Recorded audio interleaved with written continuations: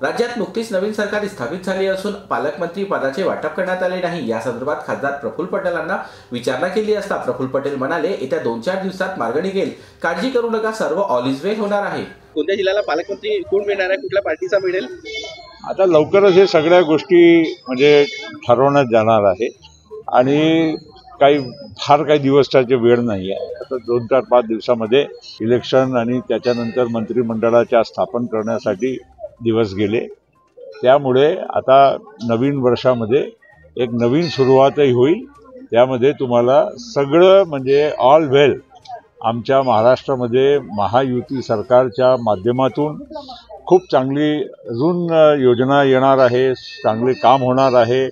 सगळ्यांना सुख समाधान आणि प्रगती ही कसं मिळू शकते त्याच्यासाठी आमची महायुती सरकार देवेंद्र फडणवीस, एकनाथजी शिंदे आणि अजित पवार काम करणार आहे।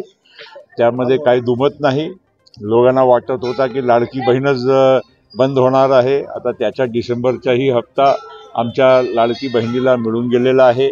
आमच्या धान पिकवणाऱ्या शेतकऱ्यांना बोनस 20,000 रुपये मिळालेला आहे आणि जे काही आम्ही लोकांना सांगितलेलं आहे येणाऱ्या काळामध्ये वेळ आहे। आमची सरकार 5 वर्षासाठी आम्ही लोकांनी निवडून दिलेली आहे आणि स्थिर सरकार आहे, प्रगतिशील सरकार आहे, लोकांना गोरगरिबांना न्याय देणारी सरकार आहे। त्या विषयामध्ये कोणाला काही शंका ठेवण्याचं कारण नाही। सगळं या 2025 पासून ऑल वेल महाराष्ट्रामध्ये आपल्याला दिसायला लागलं। तर केंद्रात देखील राष्ट्रवादी काँग्रेसची साथ असल्याने खासदार प्रफुल्ल पटेल हे मंत्री होतील अशी इच्छा राष्ट्रवादीच्या कार्यकर्त्यांची आहे। या संदर्भात प्रफुल्ल पटेल यांना विचारलं असता मंत्री होण्याचा योग अजून माझा आला नाही, आला की नक्की हो। मोदीच्या नेतृत्वात चांगले सरकार केंद्रात असल्याचे खासदार प्रफुल्ल पटेल म्हणाले। मंत्री जेव्हा होण्याच्या योग्य असेल त्यावेळी होणार आणि मोदीजीच्या नेतृत्वामध्ये देशामध्ये फार चांगलं काम चालू आहे।